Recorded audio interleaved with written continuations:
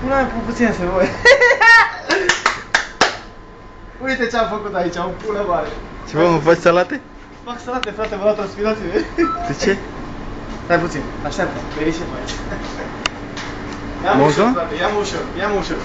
Ce mă, ești nervos? Sunt foarte nervos, frate. De ce mă? Mă pun mală când fac ceva. Băi, nu? Mi-a învățat Emil. O jumătate a lui Emil care a făcut-o azi. Ce vă lipsește aici, fără mișto? De toate. De toate, Nicule. El orto, Nico, cum ăla-i? Lo tengo bien, eh?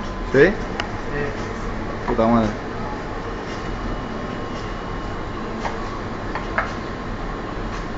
Gata, mă, ajunge, dă-l-mi să văd. Ia că se vede. Bă, pula mea, stai și asta de aici, frate. Aiurea, să fac și eu decoro, frate, acum. El otro lo tiene bien. Lo tiene bien. Sí, Bien. más o menos.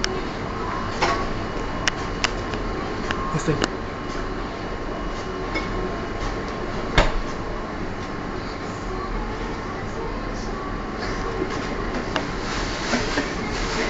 Se vede bine acolo? Nu se vede mai bine? Dă-te în pula! Stai, stai. Uite, acum, hai că spune. Ah!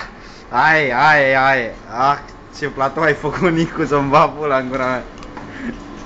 Vezi, dragă. Ia, pune. Dă-te în pula mea că se vede mai bine. Stai ușa asta să vii aici. Să zic că la cântăm. Aaaa, ce tău! Este de ăsta mâncare, poate că e Vin, du-te mă, du-i mâncarea lui ăsta de mă pula. Hai, aleargă, băi, Nicule.